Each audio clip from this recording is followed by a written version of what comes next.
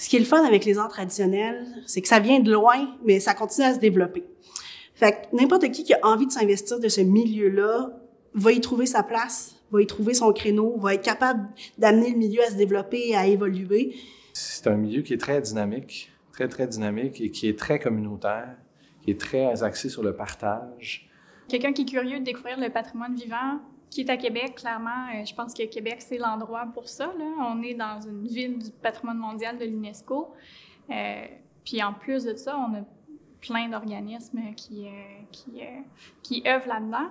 Si tu veux embarquer, là, il y a des activités régulièrement, il y a plein de choses à faire, plein de choses à voir.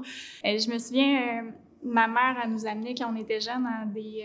je pense que c'était ici, en fait. Je pense que c'était dans la voûte. Elle nous amenait à des soirées de danse, pas de danse, mais de chants, de chansons à répondre. Puis à la fin de la soirée, invariablement, tout le monde était heureux. Puis c'était pas grave si on connaissait pas la chanson à répondre. Justement, c'est facile parce que c'était juste à répondre. Fait que... Souvent, ça arrive que il y a des musiciens qui ont appris la musique classique, qui s'intéressent soudainement à la musique et à la chanson et à la danse, à fortiori traditionnelle.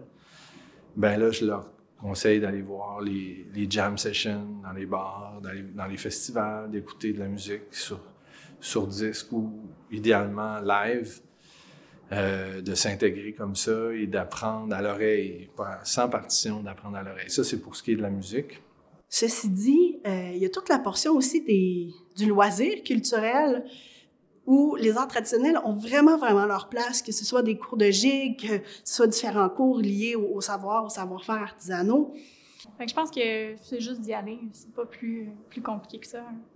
De dire, je vais essayer quelque chose pour le vivre vraiment, plutôt que de le regarder de loin puis de pas trop être sûr, ben c'est vraiment la meilleure façon d'expérimenter tout ça, assurément de découvrir une gang de personnes tellement talentueuses, plein de gens qui ont envie de partager leurs connaissances. C'est un milieu qui est très ouvert. C'est comme une grande famille qui est très positive.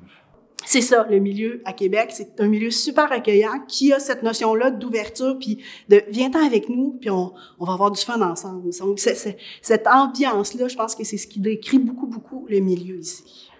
40 ans de festivals, 40 ans de veillées de danse, 40 ans de rencontres formidables. Donc, je pense qu'on peut juste souhaiter que ça continue puis que ça rejoigne encore plus de gens, encore plus de passionnés. Merci au Centre de valorisation du patrimoine vivant. Merci, Estrade. Un merveilleux 40e à Estrade, puis évidemment 40 autres années de valorisation du patrimoine vivant. Puis après ça, un autre 40 ans.